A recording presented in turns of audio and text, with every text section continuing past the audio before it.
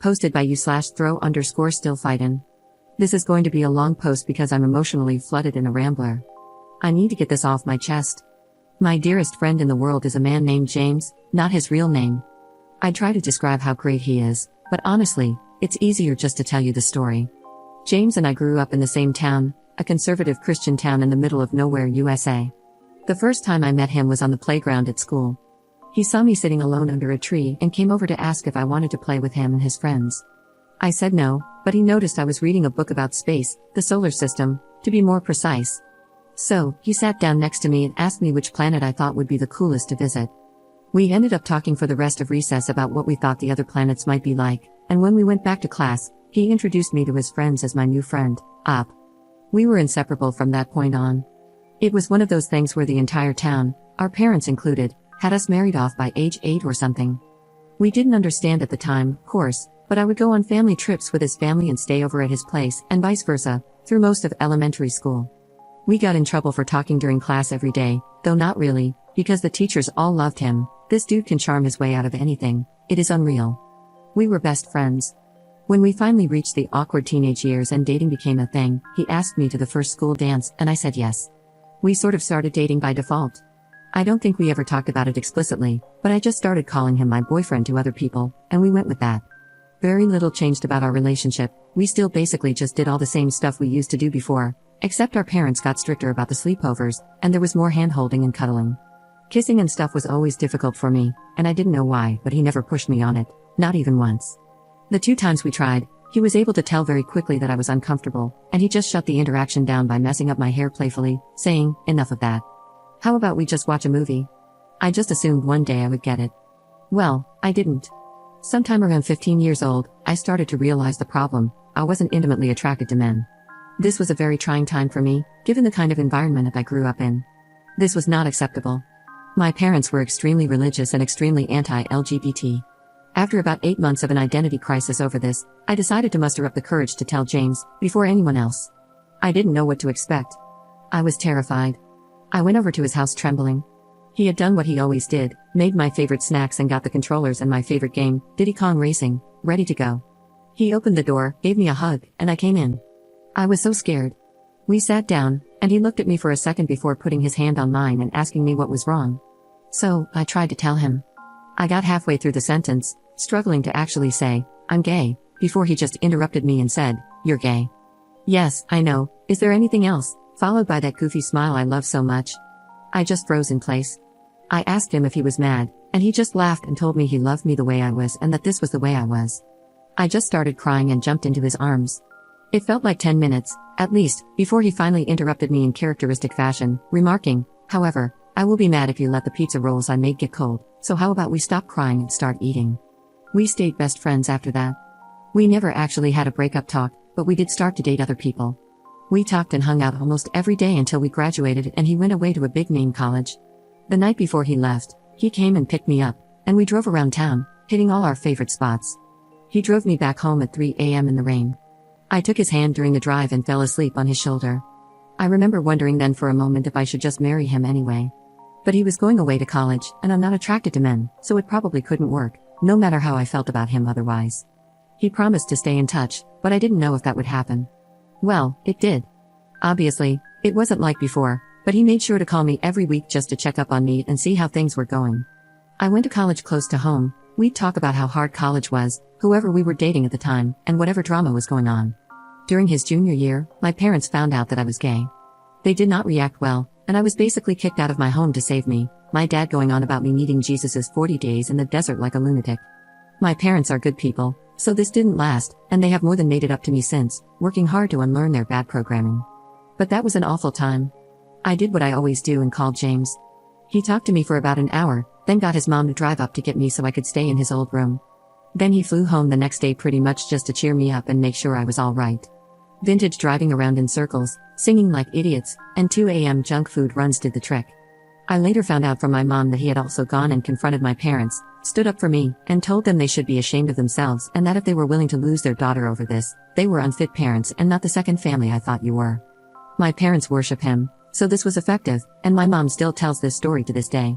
Once again, I remember wondering at the time, will I ever know anyone else in my life who would do this for me? But he was heading back to college, and he was still a man. So I didn't do anything. Years went by. He got married. I got a long-term girlfriend. We stayed close the entire time. We saw each other a lot less, but it was still great every time he visited, and we had frequent texts and calls. I looked forward to his visits all year. And then tragedy struck. His wife divorced him. I never liked her, but he did. I think she used him for a green card, and he was too sweet to notice, but that's neither here nor there. He came back home, so I saw him a lot more. Obviously, he was crushed, but we got through it together. And then, I got the diagnosis. At age 27, cancer. There's nothing I can say that describes the feeling, so I'm not even going to try. Decent chance of survival, but I had to start treatment right away. This experience has changed me and my outlook on life more than anything else that's ever happened to me combined. At first, everyone was there for me. I was getting visitors daily, friends, family, everyone. But as the weeks turned into months, it all stopped.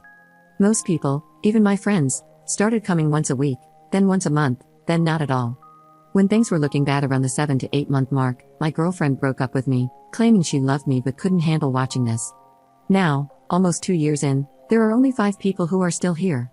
My mom, my dad, my sister, my BFF Amanda, and James. I almost can't talk about it without crying, but James is here every single day. Every day, for hours. He may have missed 20 days in almost 2 years due to work-related travel, and even then, he calls me. He comes in and asks how his Amumu, which he's called me since we were kids, because I like cows and those are my initials, is doing, and he listens. He brings my favorite snacks and treats when I can have them, board games we like to play, and old video games on handheld so we can play. He sings to me, shows me pictures of places he's been that I'd like to go, and talks about taking me there once I'm better. He sits there and holds my hand in silence so I won't be alone until the doctors tell him it's time to go. Then he does it again the next day. I've never seen him cry or show any sadness. If I even casually say something like, "If I get better," he immediately interjects, when you get better?" He just won't give up on me. The only other person who is there like this is my mom. Even my dad, sister, and Amanda, who have also shown up in big ways, are not this consistent. I could write a whole post about how this experience has changed my relationship with my mom as well. She's proven to me that no matter what happened in the past and what we may have clashed over, she loves me like no one else, except maybe James. My mom is the #1 all-time James fangirl. She has been attempting to get me to marry him since I was 7 years old. A long time ago, she stopped that. But about 3 months ago, she made probably her first comment of that kind in around 7 years. I guess there are a few things she said.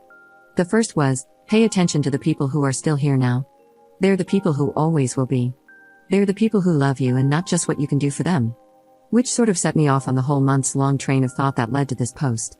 Amanda and my sister also make a lot of comments about James. Both like him, and Amanda told me a few visits ago that she thinks I love him, and one reason none of my other relationships have worked out is that the other person can always tell they're number 2 everywhere but the bedroom. Then, about a month ago, Mom was a little more direct. After James left one evening, she told me, "Baby, in all my years on this earth, I've never seen anyone love anybody like that boy loves you. I know you don't like it when I talk about this, but trust me, if you let him go again, you're going to regret it forever." I don't know what has changed, but this time when she said that, I just knew she was right. Every relationship I've ever been in has had some problem or thing that had to be worked on. Most of them have several. The only thing missing here is that I don't feel a strong urge to rip his clothes off like I have with some, but honestly, not all or even most, of the women I've been with. But even there, it's different. In general, I find the idea of being with a man disgusting, but I don't find it disgusting with him. I like being touched by him and being close to him. He's so gentle. Lately, I even find myself fixating on his lips and daydreaming about kissing him. I'm not that sexual of a person, and I think overall, of the people I've known in my life, I would be happier with him than with anyone else, and it isn't close. Now, the big problem is the cancer. Honestly, I'm not really on the fence about this anymore. If I survive, I want to be with him. I am getting better, and the doctors are hopeful. But I am not sure if I should tell him now or not. I want to tell him so bad. I want him to know how much I love him. Lovers have come and gone for both of us, but every time I close my eyes and think about times I've felt truly loved, understood, and accepted, it's always his smiling face I see. When I think about times I felt warm and safe, it's his arms I feel wrapping around me like a warm blanket just my size, his voice I hear saying, "Don't worry, Amumu, it'll be alright," or cracking some silly joke.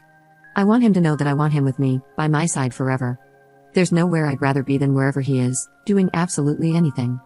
Cuddling up on the couch making jokes about stupid movies, playing our favorite video games, talking about life till 2 a.m., driving around in circles while he sings boy band songs like a goofball. I don't care as long as he's there too.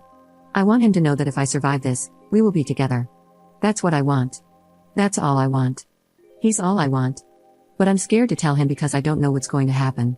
If I don't make it, would it have been kinder to just keep this to myself? If you were him and in this position, would you want me to tell you how I feel? Update 2 days later. So, tonight I told James. I told him everything.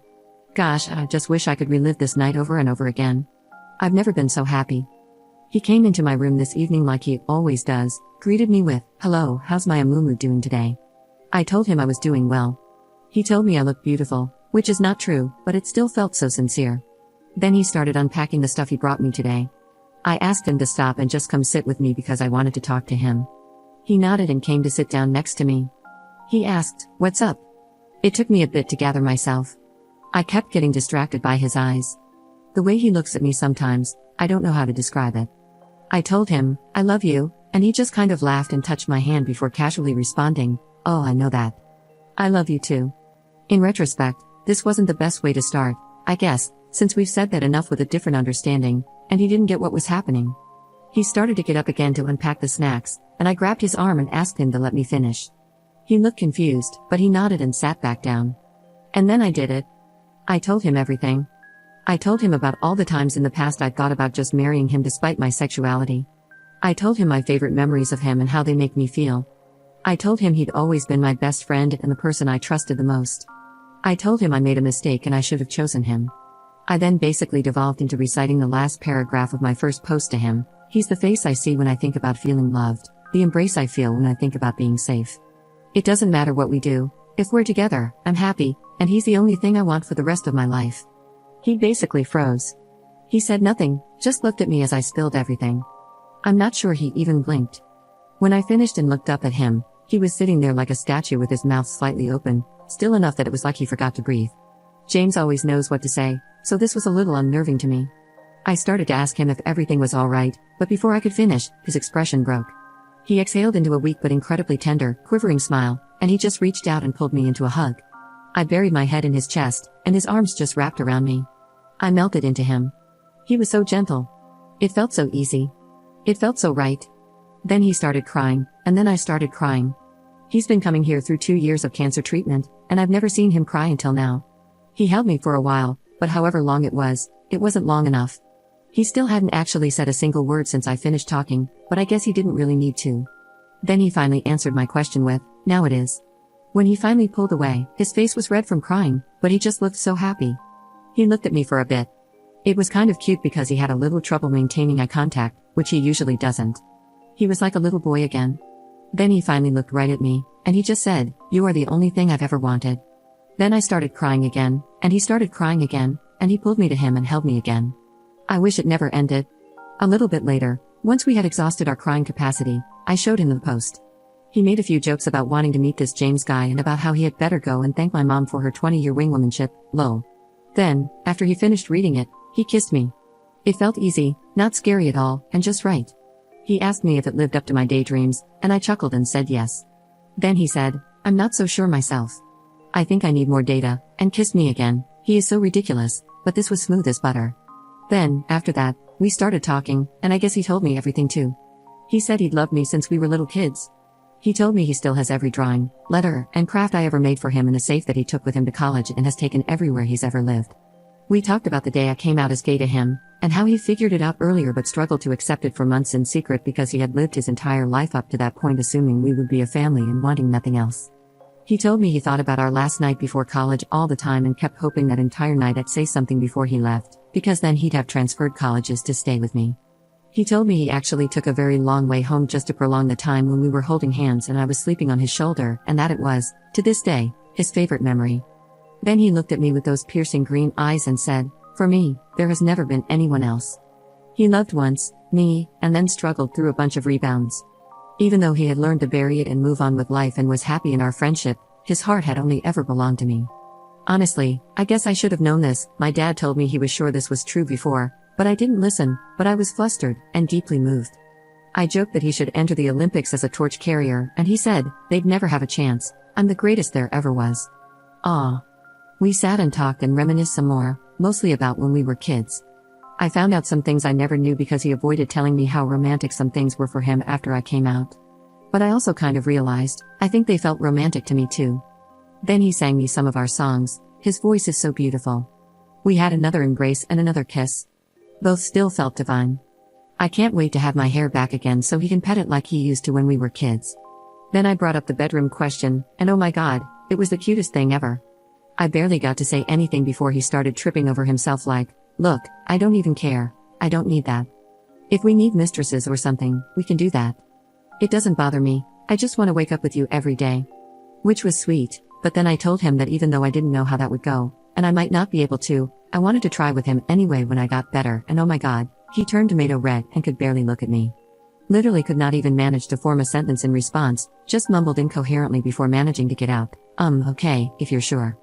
This man has been married and had 6 girlfriends, but he completely falls all over himself at the thought. God, it was adorable. This is the only thing I'm still a little worried about, but I do want to try.